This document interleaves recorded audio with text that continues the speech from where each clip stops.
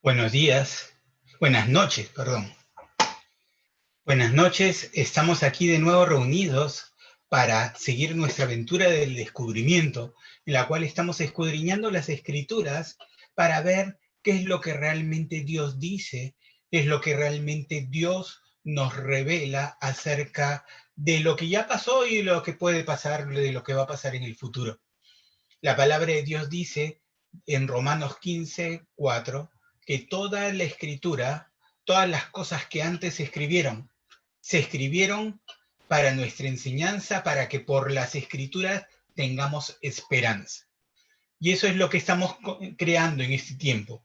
Estamos estudiando las escrituras para tener una expectativa, una esperanza, para ponernos de acuerdo con Dios, para estar de acuerdo con Él en que su buena voluntad se manifieste cada día en nuestras vidas.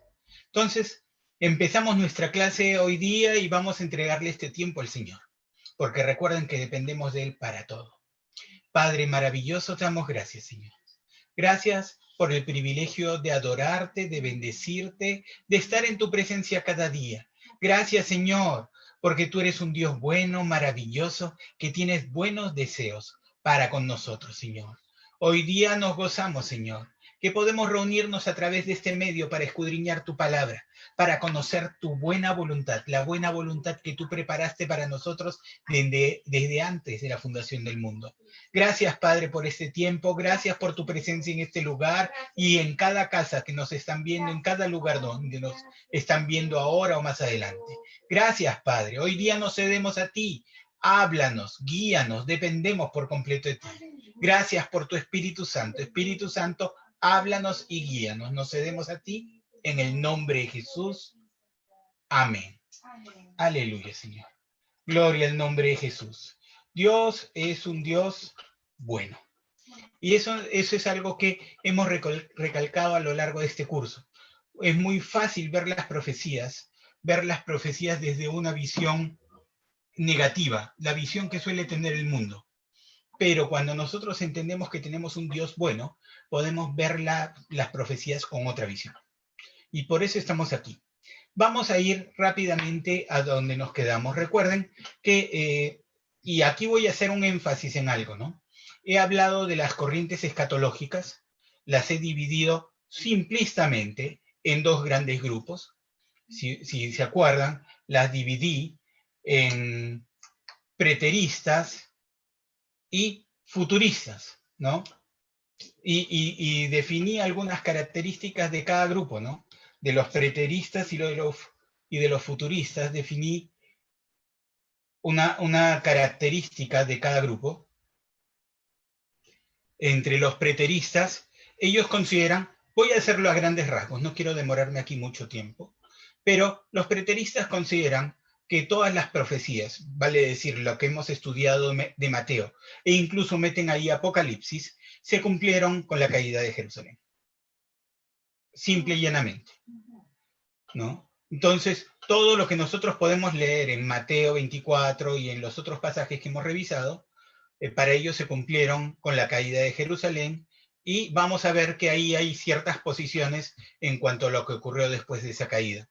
Los futuristas, por el otro lado, como podemos ver en la pantalla, ellos consideran que Apocalipsis se refiere mayormente a eventos del futuro.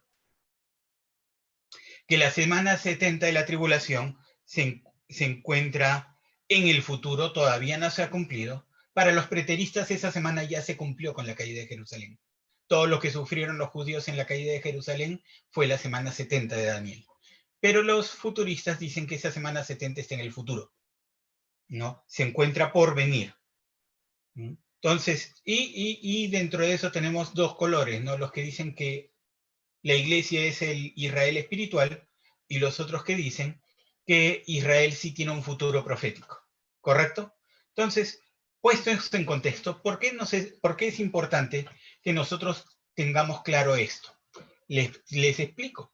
Porque nuestra interpretación del resto de profecías, las profecías dadas en los evangelios hacia la iglesia, dependen mucho dependen en gran parte, no en todo, pero sí dependen en gran parte de cuál sea la posición de Israel y si Israel sigue o no sigue. ¿correcto? Entonces, vamos a tratar de poner en orden. Yo ya les puse en algún momento, les puse un calendario.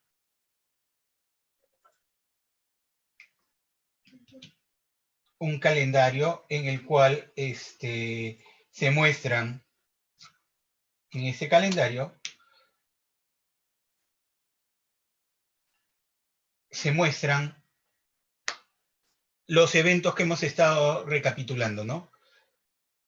La crucifixión y la segunda venida son dos eventos más o menos fijos. Pero en medio tenemos nosotros la gracia. Nosotros entendemos que la gracia comenzó luego de la resurrección del Señor Jesucristo. Algunos podrían definir que la gracia empezó luego de Pentecostés, o sea, 50 días después de la Pascua, o sea, 47 días más o menos después de la resurrección del Señor Jesucristo, con la venida del poder. El Señor Jesucristo realmente, cuando habló con los discípulos, Él les dijo que en Pentecostés, ¿no? Hablando del Espíritu Santo que había de venir, les dijo que recibirían poder. Pero recuerden que él ya había soplado sobre los discípulos luego de la resurrección y les había dicho recibid el Espíritu Santo. Entonces, por ahí algunos dicen, la iglesia comenzó cuando Jesús sopló sobre los discípulos y les dijo, recibid el Espíritu Santo. Y otros dicen, la iglesia comenzó cuando vino el Espíritu Santo o el poder de lo alto, porque realmente Jesús dijo que iban a recibir poder, Hechos 1:8, recibiréis poder cuando haya venido el Espíritu Santo y me seréis testigos, el poder para predicar el Evangelio. Entonces, sea uno u otro, realmente estamos hablando de un periodo muy corto y no vale la pena ponernos a discutir entre uno y otro en este momento. Pero sí nos interesa saber que la iglesia, como iglesia propiamente dicha, empezó luego de ese evento, ¿no? 47 días antes o después, pero ahí empezó. La iglesia empezó a partir de la crucifixión y resurrección del Señor Jesucristo. Pero de ahí pasó un tiempo, aproximadamente 40 años. Ahora, el número 40 es interesante en la Biblia. ¿Se han dado cuenta que se repite muchas veces? 40 días ayunó el Señor Jesucristo, 40 días corrió Elías al Monte Santo, 40 días estuvo el arca sobre el agua en el diluvio, o mejor dicho, hubo diluvio, ¿no? 40 años estuvieron en el desierto. Y es curioso, ¿no? Porque más o menos 40 años después de la muerte del Señor Jesucristo, se estima realmente que la crucifixión debió de tener lugar en el año 30 después de Cristo, no el 33, el año 30, ¿no? Entonces, aproximadamente estamos hablando de 40 años, desde el año 30 hasta el año 70, en que cayó el templo. Lo cual coincide, recuerdan, con los relatos, ¿no? De que algunos iban a estar vivos. Hay dos ocasiones en las cuales el Señor Jesús menciona que esa generación lo iba a ver. Uno es cuando habla de la caída del templo. Esa generación, y hablemos de los 40, ¿no? Del número 40. La generación bíblica es de 40 años. ¿Se acuerdan 40 años en el desierto? Cambio de generación. La generación bíblica es una generación de 40 años. Entonces, cuando tú dices que, o el Señor Jesús dice que no pasaría esa generación antes que vean cumplirse eso, está hablando pues de 40 años, que es efectivamente lo que ocurrió. Jesús profetizó la caída, la destrucción del templo, la caída de Jerusalén. Ahí hay otro detalle, ¿no? Para prestar atención a las escrituras. Yo les llamé la atención sobre un hecho puntual. ¿Se acuerdan en Mateo 24? Cuando Jesús está en el templo en Jerusalén. Y los discípulos le dicen, ¿ves el templo? ¿Ves qué hermoso está el templo? ¿Cuán grande, cuán hermoso está el templo? Y uno se pregunta, pero si Jesús era judío, Jesús conocía el templo, ¿y por qué le llamaban la atención sobre ese detalle? Sencillo, el templo que estaban viendo era el templo de Herodes, el templo que construyó Herodes. Herodes el Grande, el padre. ¿Mm? Y entonces ese templo empezó a construirse en el año menos 20 o el año 20 antes de Cristo. Y demoró 46 años en ser construido. O sea que, y estoy usando, esto está documentado en la historia romana. Entonces las cifras sí son conocidas, los años son conocidos. Estamos hablando de 20 años antes del año 0 gregoriano, el año 1 gregoriano, no hubo año 0, ¿no? Pero estamos hablando del 20 antes de Cristo, tomó 46 años, eso quiere decir que el templo se terminó de construir el año 26 después de Cristo y el año 27 fue el año de la limpieza del templo, la purificación del templo. Entonces, y más o menos en ese año podemos estar hablando probablemente del inicio del ministerio del Señor Jesucristo.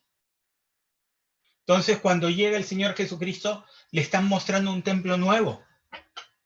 ¿Me dejo entender?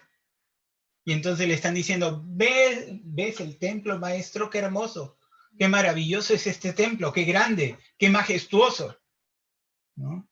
¿Se acuerdan? Hay otro pasaje donde el Señor Jesucristo echa fuera a los mercaderes del templo y los fariseos le dicen, ¿qué señal nos muestras ya que haces esto? Y Jesús les dice, destruid este templo y en 3 días lo volveré a levantar. Y los fariseos le contestan, 46 años tomó construir este templo.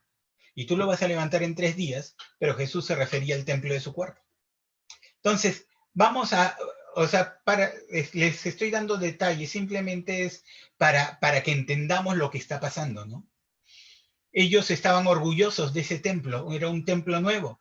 E imagínense el escándalo de decir, no va a quedar piedra sobre piedra. Pero ya, volvamos aquí, ¿no? Estamos viendo los eventos. Los eventos extremos son la crucifixión y la segunda venida del Señor Jesucristo.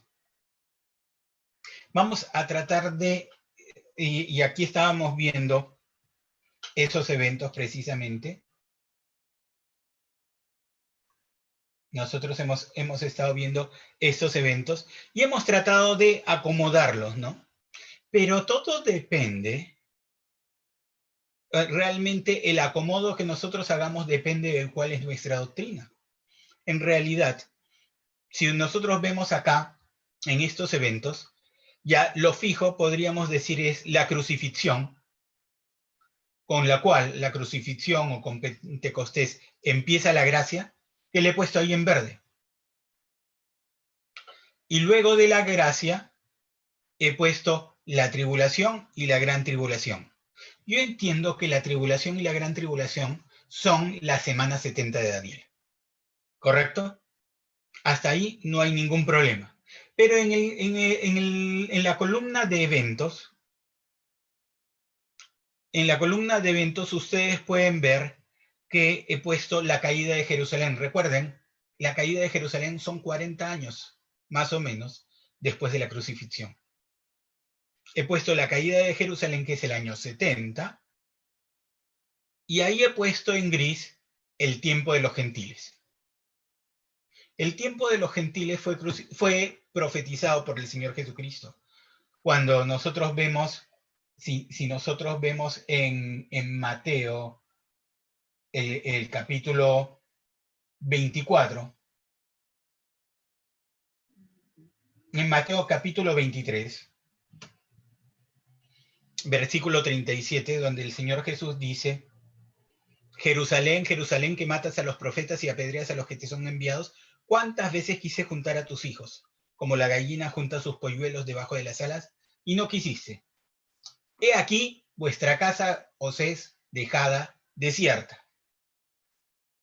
Porque os digo que desde ahora no me veréis hasta que digáis, bendito el que viene en el nombre del Señor. Entonces, regreso a nuestro cuadro.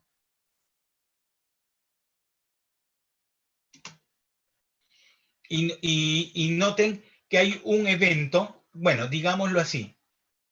Ese tiempo de los gentiles lo voy a dejar ahí en gris. Vemos la caída de Jerusalén, tribulación, gran tribulación y segunda venida.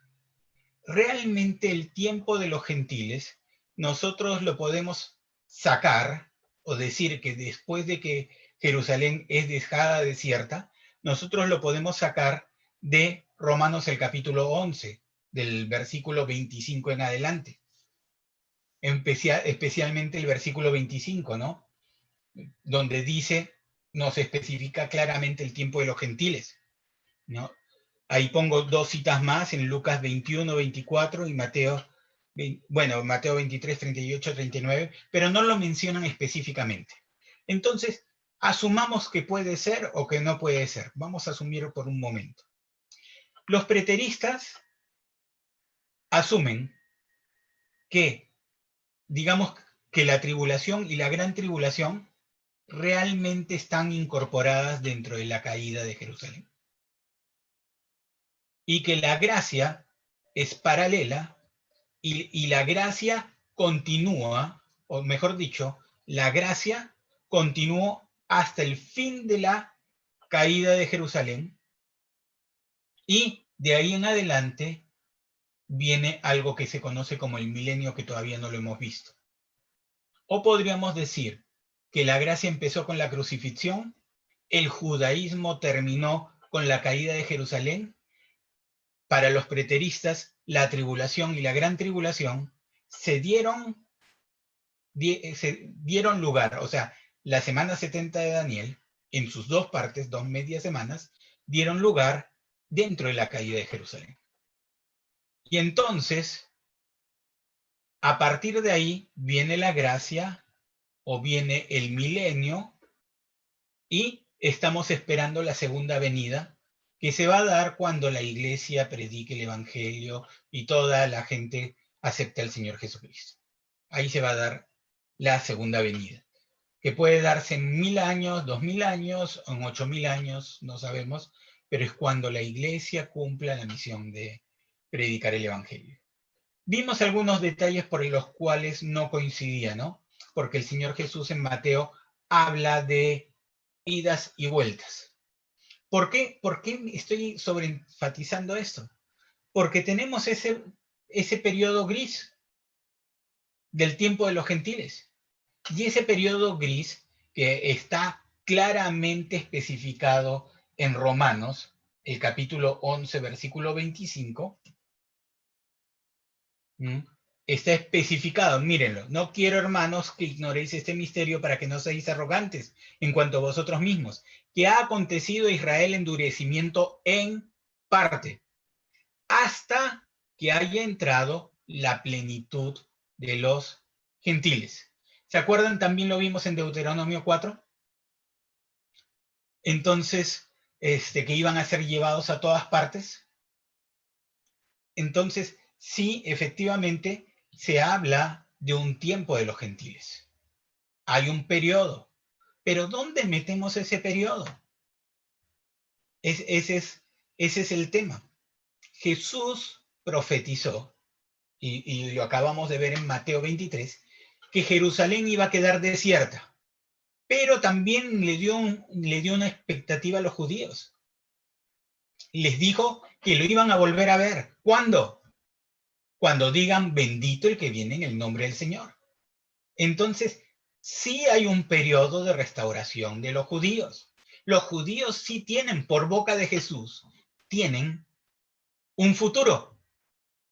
¿Se acuerdan? Estábamos hablando de que de repente ya los judíos ya no tenían ningún futuro. Pero Jesús está hablando a los judíos. Les está diciendo, su ciudad va a ser desierta. Su ciudad va a ser destruida. Su templo va a ser destruido. Pero me van a volver a ver. ¿Cuándo? Cuando Israel vuelva a decir, bendito el que viene en el nombre del Señor. ¿Correcto? Entonces, sí vamos a definir algo, vamos a empezar a definir términos. Sí hay un futuro para Israel, pero ese futuro se va a dar cuando Israel diga, bendito el que viene en el nombre del Señor. Entonces, hay un arrepentimiento de Israel en el futuro. Y ese arrepentimiento es precisamente el que nosotros estamos viendo aquí, ¿no? Que ha acontecido endurecimiento en parte hasta, o sea, hay un límite, hasta que haya entrado la plenitud de los gentiles. Pero si yo soy riguroso, y como les digo, acá no estamos para atacar uno u otro, sino para una u otra doctrina, sino para ver lo que nos dice la palabra. Si somos nosotros rigurosos, no tendría que haber una tribulación adicional para que Israel vuelva su corazón al Señor. O sea, pudiera suceder que solamente, ojo, estoy yendo paso a paso, pudiera suceder que estemos ya en el tiempo de la gracia, en el periodo del milenio, si quieren, que todavía no lo hemos definido, pero lo vamos a ver, ¿no? Pero podría suceder que sí, la iglesia predique el evangelio a todo el mundo y entonces Israel vuelva sus ojos al Señor, predicados también, y acepten a Jesucristo. Podría suceder, ¿correcto? Ahora, ¿por qué alguien por ahí podría decirme por qué no podría ser así? ¿Se acuerdan de Mateo? Hay ciertos pasajes claves en Mateo 24, ¿no? ¿Se acuerdan cuando en Mateo 24 el Señor Jesucristo dijo que habría tribulación en la tierra como nunca antes? ¿Fue Mateo 24 o alguien me corrige?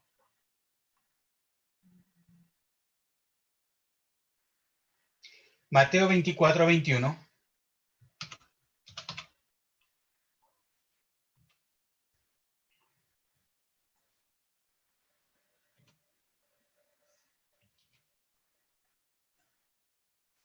En Mateo 24, 21 dice, porque habrá entonces gran tribulación, y es el Señor Jesús hablando, porque habrá entonces gran tribulación, cual no la ha habido desde el principio del mundo hasta ahora, ni la habrá. Ese solo versículo, ese solo pasaje nos da a entender que no está hablando de la caída de Jerusalén. Ese solo pasaje nos da a entender que todo lo que nosotros estamos viendo aquí no se da con la caída de Jerusalén.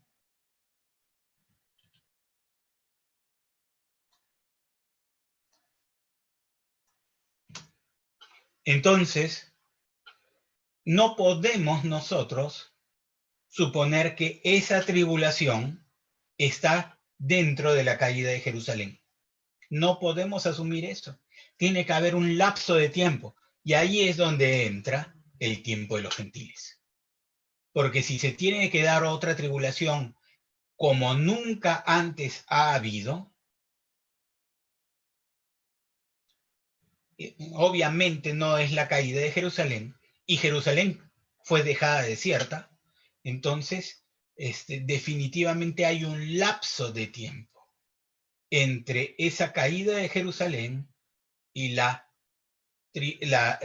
semana 70 de Daniel, que entendemos que son la tribulación y la gran tribulación.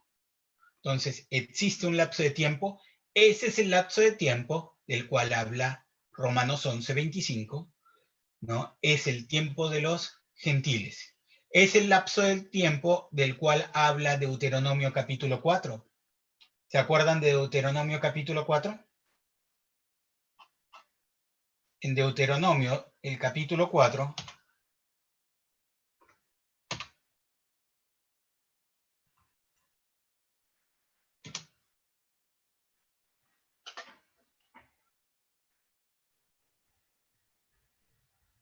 bueno, aquí habla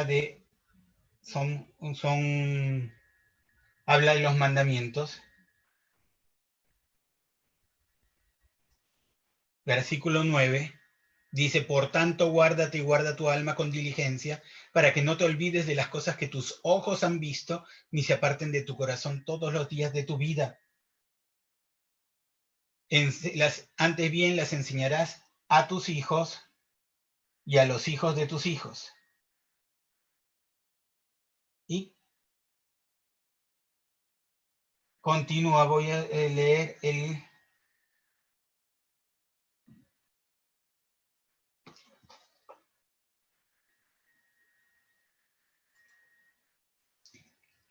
me disculpan que es complicado leer aquí en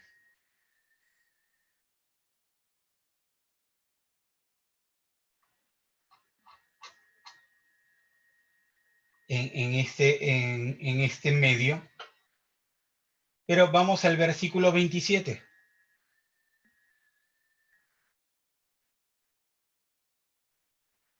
Dice, y Jehová os esparcirá entre los pueblos y quedaréis pocos en número entre las naciones a las cuales os llevará Jehová, y serviréis allí a dioses hechos de manos de hombres de madera y piedra, que no ven ni oyen ni comen ni huelen. Mas si desde allí buscares a Jehová tu Dios, lo hallarás, si lo buscares de todo tu corazón y de toda tu alma.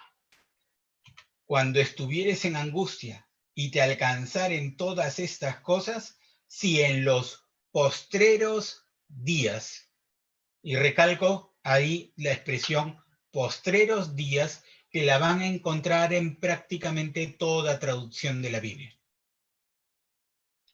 Si en los postreros días te volvieres a Jehová tu Dios y oyeres su voz, porque Dios misericordioso es Jehová, tu Dios, no te dejará, ni te destruirá, ni se olvidará del pacto que le juró a tus padres. Lo podemos complementar nosotros. Si ustedes se acuerdan de Malaquías, el capítulo 3, versículo 6, Malaquías 3, 6, dice, porque yo Jehová no cambio. Por eso, hijos de Jacob, no habéis sido consumidos.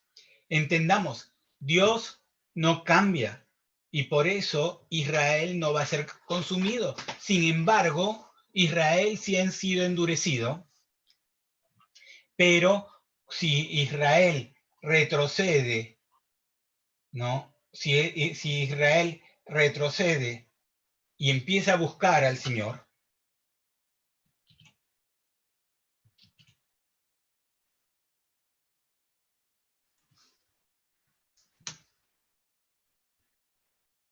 ¿qué va a pasar?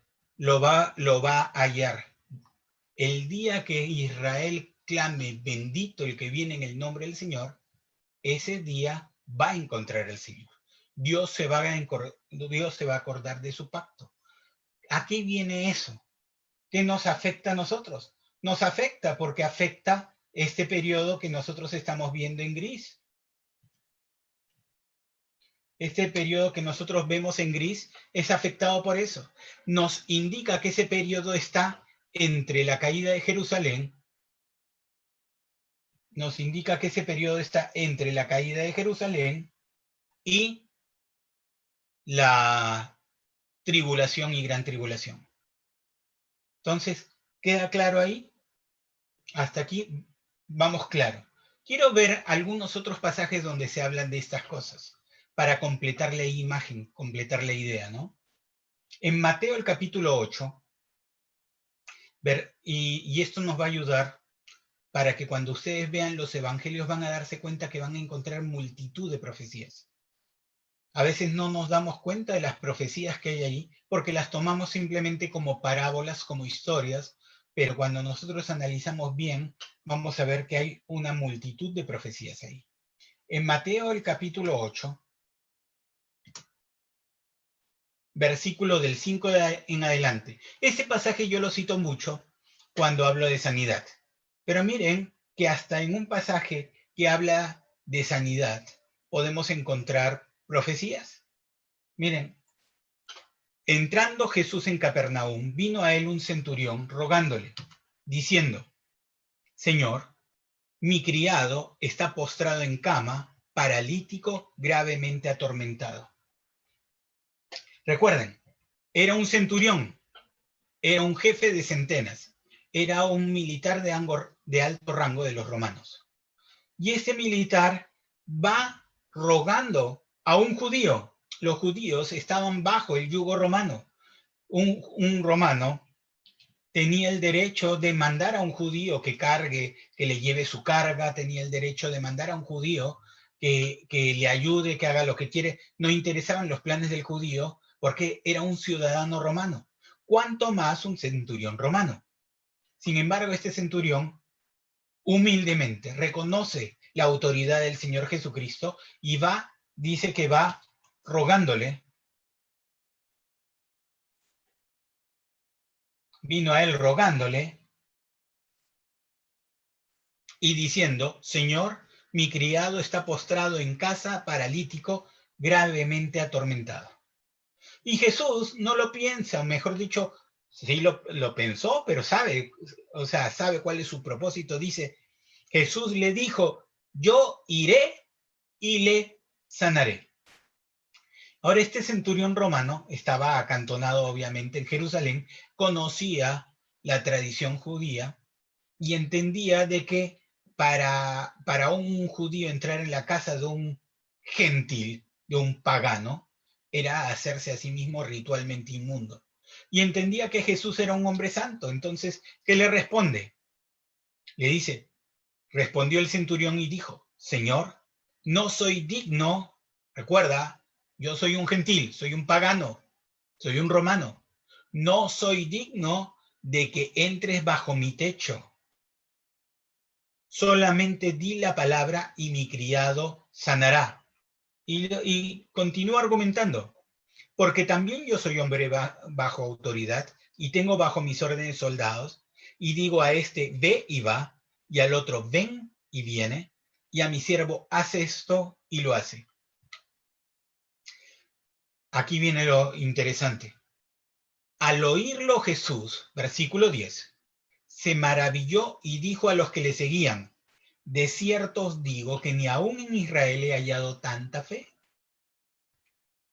Y os digo, y aquí viene la profecía, y os digo que vendrán muchos del oriente y del occidente y se sentarán con Abraham e Isaac y Jacob en el reino de los cielos. Mas los hijos del reino, ¿a quién se refería? Se refería a los judíos. ¿Se acuerdan, Juan, cuando dice en Juan el capítulo 1, dice, a lo suyo vino, pero los suyos no le recibieron? Y ahí es donde se abre, ¿no? Mas a todos los que le recibieron, a los que creen en su nombre, les dio la potestad de ser hechos hijos de Dios, ¿no? Habían los hijos del reino. Y acá, ¿qué dice? Volviendo, retrocediendo, ¿no? Os digo que vendrán muchos de oriente y de occidente, y se sentarán con Abraham, e Isaac y Jacob en el reino de los cielos. Mas los hijos del reino serán echados a las tinieblas de afuera. Allí será el lloro y el crujir de dientes. La gente suele interpretar esto y decir, bueno, sí, van a ser echados. Y recuerden, los occidentales o los gentiles, los que vinimos de entre los gentiles, ¿no? Los que venimos de una tradición cristiana no judía, nosotros, es muy fácil que nosotros nos apropiemos de lo que leemos. Pero esto está hablado directamente a los judíos. Les dice, van a venir, ustedes no lo aceptan, no he visto en todo Israel una fe como esta, pero yo les digo, van a venir del oriente y del occidente, van a venir de los que no son judíos, y se van a sentar con Abraham, con Isaac y con Jacob en el reino de los cielos. Mas los hijos del reino, o sea, los que debieron ser, los que eran el pueblo de Dios. Los hijos del reino serán echados a las tinieblas. Y la gente dice, ah, sí, pues los que no creen van a ser echados a las tinieblas. Se refiere a los judíos. Y dice, van a ser echados a las tinieblas de afuera. O sea, fuera de ese grupo, ¿no? Estaban en el reino, pero iban a ser echados fuera y allí ahí será el lloro y el crujir de dientes, ahí iban a tener sufrimiento.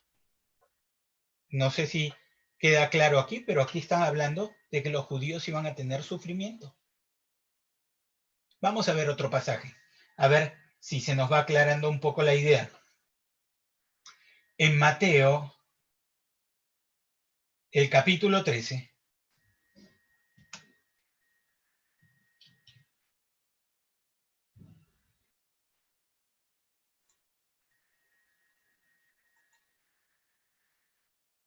voy a correr rápido en este pasaje porque gran parte ya ustedes lo conocen probablemente.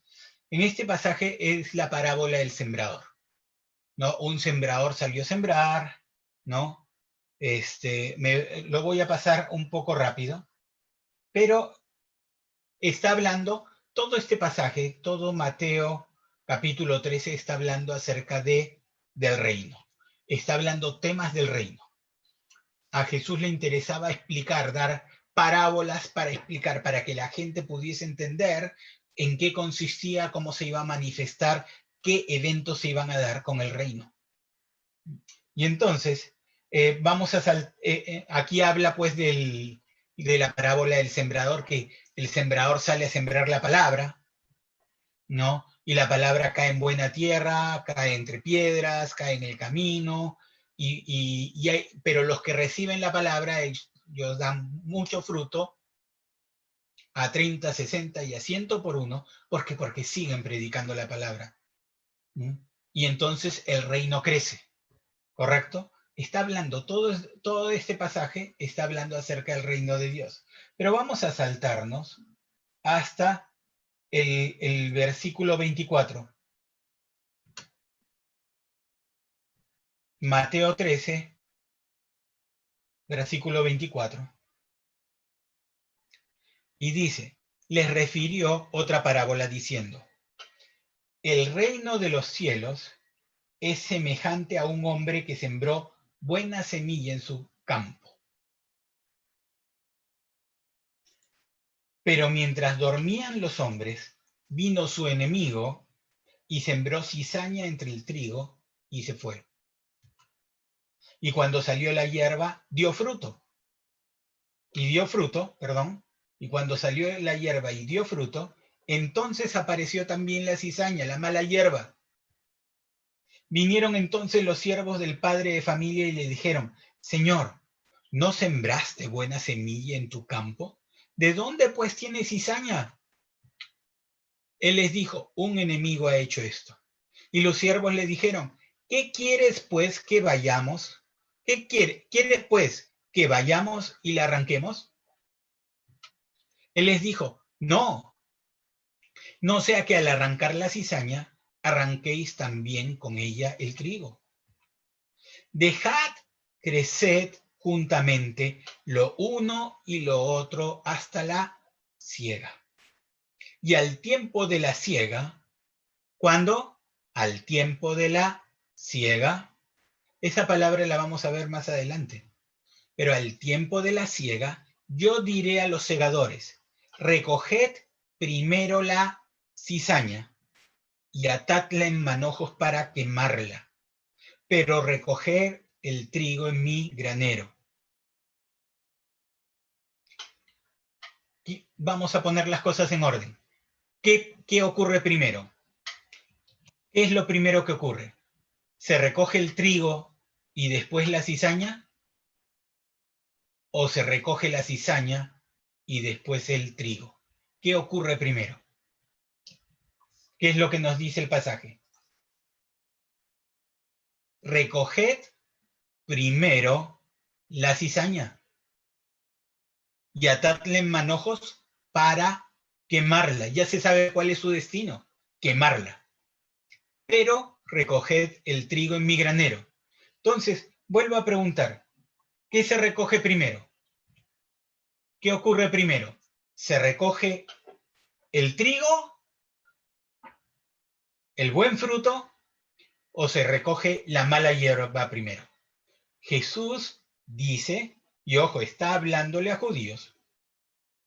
Normalmente cuando vemos estas profecías dadas en los evangelios, se refiere a los judíos. Normalmente, ¿por qué? Porque el público era judío. ¿Qué está diciendo? Dice, recoged primero la cizaña y atadla en manojos para quemarla, pero recoged el trigo en mi granero. Primero se recoge la cizaña, ¿correcto? Vamos, tengan eso en mente. Vamos a seguir viendo, vamos a ver otros pasajes.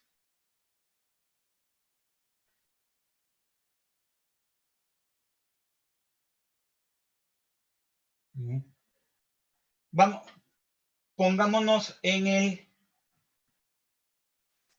¿Se acuerdan? Vamos un momento a Lucas 17. Lucas 17 del versículo 20 en adelante. Una vez más, los fariseos le preguntan cuándo había de venir el reino de Dios. Y estos pasajes los voy a pasar rápido, ¿no? El reino de Dios está entre vosotros, ¿no? Y dijo a sus discípulos, tiempo vendrá cuando desearéis ver uno de los días del Hijo del Hombre y no lo veréis. Y os dirán, helo aquí o helo allí, no vayáis ni lo sigáis, porque como el relámpago que al fulgurar resplandece desde un extremo del cielo hasta el otro, así será también el Hijo del Hombre en su día. Pero primero es necesario que padezca mucho y sea desechado por esta generación. Habla de la primera venida. Y entonces ahí hace la analogía, ¿no? Como fue en los días de Noé, también así será en los días del Hijo del Hombre. Voy a saltarme, ¿no? Está hablando de Lot también, como fue rescatado Lot. Así será el día en que el Hijo del Hombre se manifieste. En aquel día, el que esté en la azotea y sus bienes en casa, no descienda a tomarlos, y el que en el campo, asimismo, no vuelva atrás. Acordaos de la mujer de Lot. Todo el que procure salvar su vida, la perderá, y todo el que la pierda, la salvará. Os digo que en aquella noche estarán dos en una cama, el uno será tomado y el otro será dejado. Dos mujeres estarán moliendo juntas, la una será tomada y la otra dejada. Dos estarán en el campo, el uno será tomado y el otro dejado. Ahora, una vez más, siempre se toman estos pasajes como si fuesen una alusión a la iglesia, pero Jesús no está hablando de la iglesia, está hablando a los judíos. ¿Se acuerdan lo que leímos hace un momento? No, Dios sembró buena semilla, ¿no? Vamos a ver, creo que no les he leído la interpretación que Jesús mismo le da.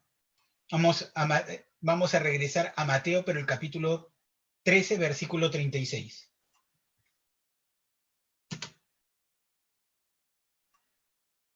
Mateo 13, versículo 36. Dice, y vamos a asociarlo con los últimos pasajes que hemos leído. Miren, entonces, despedida de la gente, entró Jesús en la casa y acercándose a él sus discípulos le dijeron, explícanos la parábola de la cizaña del campo. ¿Se acuerdan?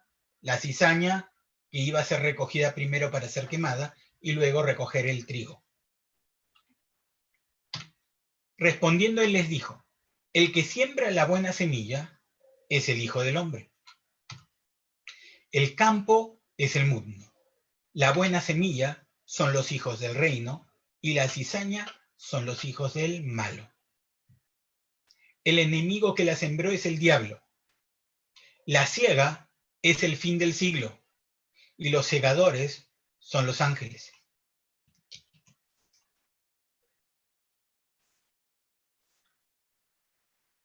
Aquí está, ¿no? El enemigo que la sembró es el diablo, la siega es el fin del siglo y los segadores son los ángeles. De manera que como se arranca la cizaña y se quema en el fuego, así será en el fin de este siglo. Enviará el Hijo del Hombre a sus ángeles y recogerán de su reino a todos los que sirven de tropiezo y a los que hacen iniquidad. Y los echarán en el horno de fuego, allí será el lloro y el crujir de dientes. Entonces los justos resplandecerán como el sol en el reino de su Padre. El que tiene oídos para oír, que oiga.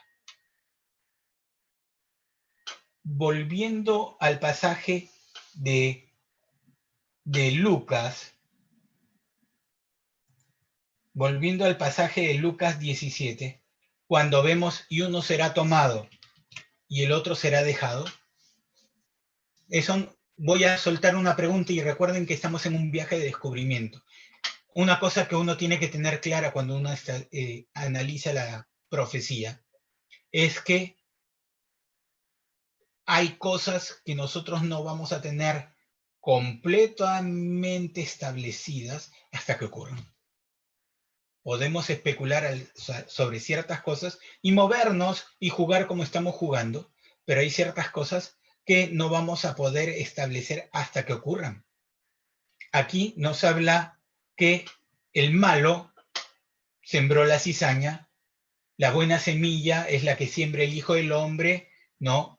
El trigo son los hijos del reino, pero hemos visto que la cizaña va a ser arrancada antes. Y acá, en el pasaje que vimos nosotros, en Lucas 17, en ese pasaje, nosotros lo que hemos visto es de que iba a estar dos en el campo, uno iba a ser tomado y el otro iba a ser dejado. Hablamos y especulamos que eso podría ser un arrebatamiento. Les doy dos posibles interpretaciones. Una es, estamos hablando del fin de los tiempos y este pasaje de Lucas 17 habla de la venida del Señor. Pero en este pasaje dice, aparentemente hay un arrebatamiento, ¿no? Pero estamos hablando de que primero, ¿qué es lo primero que va a salir de la tierra o del campo? La cizaña, ¿cierto? Entonces no necesariamente es un arrebatamiento de los buenos. De repente es un arrebatamiento de los malos. ¿Me dejo entender? Este evento se va a dar antes o para la segunda venida del Señor Jesucristo. Porque es lo que está hablando el Señor Jesucristo aquí, ¿no? Porque ¿qué es lo que le preguntan los fariseos? ¿Cuándo? La pregunta clave aquí es,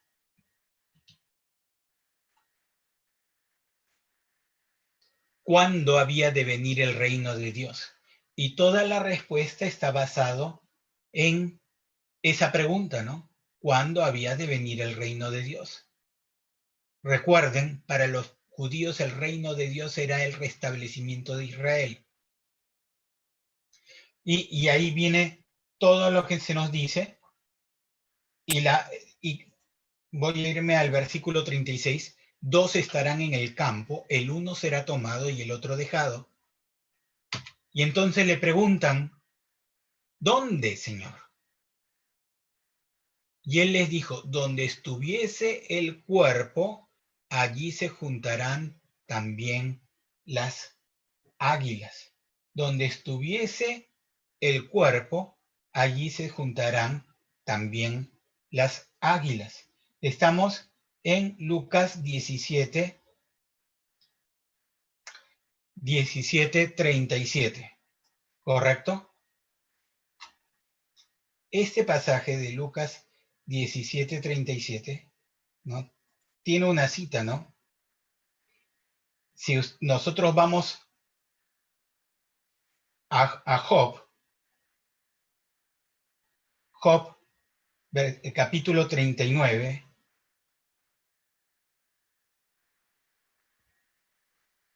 habla del águila. Job, capítulo 39, versículo 27. La mayoría de los pasajes que ustedes ven en los evangelios tienen una relación en el Antiguo Testamento, ¿no? Y si ustedes ven aquí en el Antiguo Testamento, este pasaje es Job 39, 27. Dice, ¿se remonta el águila por tu mandamiento y pone en alto su nido?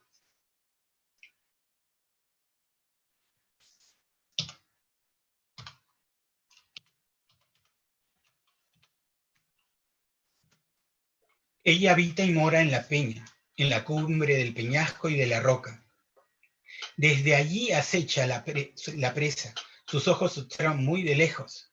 Sus polluelos chupan la sangre, y donde hubiere cadáveres, allí está ella. Vuelvo al pasaje anterior y van a ver que es una alusión. Está hablando del águila, ¿cierto? Y es una alusión perfecta, ¿no? A este pasaje, donde le responden y le dijeron, ¿dónde, Señor? Él les dijo, donde estuviere el cuerpo, allí se juntarán también las águilas. Hay dos posibles interpretaciones de este pasaje. Dejo ahí el pasaje un momento para que lo puedan ver. Hay dos posibles interpretaciones de este pasaje. Una es ese arrebatamiento, supuesto arrebatamiento que vemos, podría ser el arrebatamiento de los judíos para regresarlos a la tierra de Israel, una tierra donde va a ser rodeada, es una interpretación común, va a ser rodeada por todas las águilas que están buscando sangre, es decir, por multitud de naciones para su destrucción. Esa es una interpretación. Pero Jesús dijo que la cizaña iba a ser recogida primero, ¿no? Y habló de lloro y crujir de dientes. Entonces, la otra interpretación es, y Jesús lo aclara, ¿no? Habla de tiempos de tribulación, y vamos a ver que también se habla mucho del tiempo de la ira del Señor. La otra interpretación es simple y llanamente que va a haber eventos donde el juicio de Dios se va a llevar a cabo y los malos van a ser raídos de la faz de la tierra.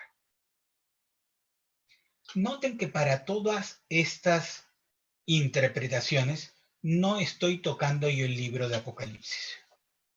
¿Se han dado cuenta que no estoy tocando el libro de Apocalipsis? Y les voy a explicar el por qué no toco el libro de Apocalipsis. Uno no puede ser juez y parte y uno no puede usar un argumento para defender el mismo argumento. ¿Qué sucede? Los preteristas asumen que el libro de Apocalipsis fue escrito antes de la caída de Jerusalén. Y por tanto, al escribirse antes, lo que está narrando son los eventos está bien, son los eventos de la semana 70 de Daniel, pero esos eventos se llevaron a cabo en la caída de Jerusalén. Hemos establecido que no puede suceder así, ¿correcto? ¿Por qué? Porque Jesús mismo habló de que iba a ser una tribulación que no iba a haber, no tenía antecedentes de una tribulación parecida, ni le iba a tener después, ¿no? Entonces, hemos establecido que no es así. Cuando hablemos de Apocalipsis, y vamos a entrar a Apocalipsis probablemente la próxima semana, ¿no? Vamos a establecer lo que Dios quiere para la iglesia, pero también vamos a ver los eventos que van a ocurrir. Les adelanto un poco para picarles que tengan la próxima semana.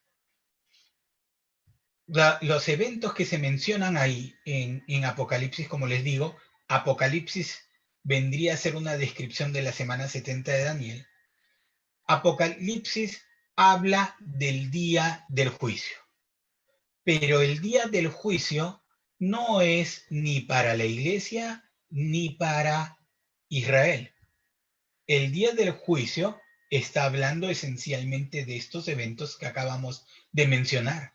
Estamos hablando, va a haber un tiempo de rescate, sí, Dios va a preservar a su pueblo, y lo vamos a ver en Apocalipsis, pero también va a haber un tiempo de juicio, un tiempo de juicio de Dios sobre los impíos. Recuerden que en Génesis capítulo 3, versículo 15, la primera profecía mesiánica, se nos habla, ¿no?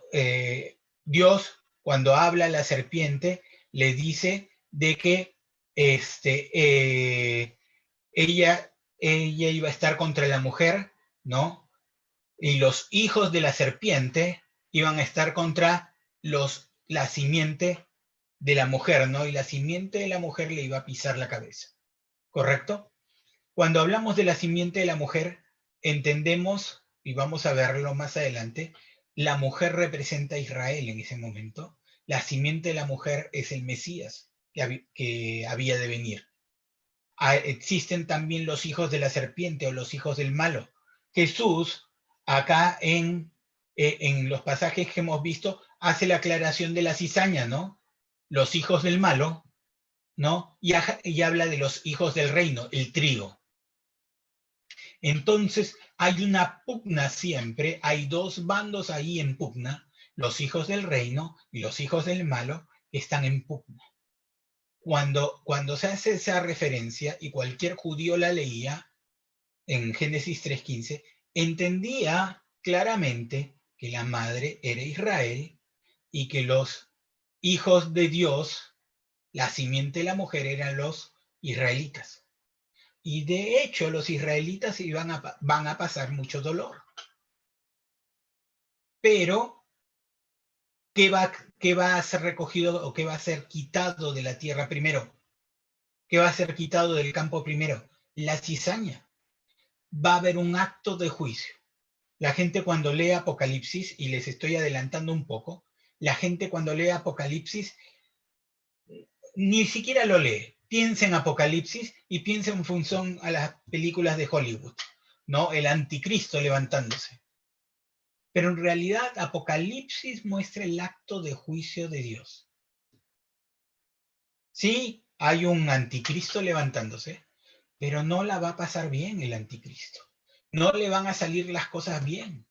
Al final, todos los seguidores del anticristo van a estar sufriendo las plagas. Las plagas de Egipto son una figura de lo que va a ocurrir en Apocalipsis. Y entonces, no estamos hablando del día del anticristo, estamos hablando del día de la ira del Señor. Pero hay un detalle ahí. ¿Se han dado cuenta que la cizaña se recoge primero? Eso significa que los hijos del reino, llámese los judíos, van a pasar de lleno todo ese periodo. Pregunta, ¿y nosotros qué? ¿Estaremos también ahí? ¿Nos toca también estar ahí? Estas y otras interrogantes la próxima clase. No dejen de venir el próximo martes a las 8:30, el próximo miércoles a las 8:30 de la noche, donde vamos a ver cuál es nuestra posición y pretenderemos entrar al libro de Apocalipsis ya basados en el claro entendimiento de cuál es nuestra posición. Que tengan una buena semana, Dios les bendiga, gócense con el Señor, pásenla bien. Nos vemos la próxima semana.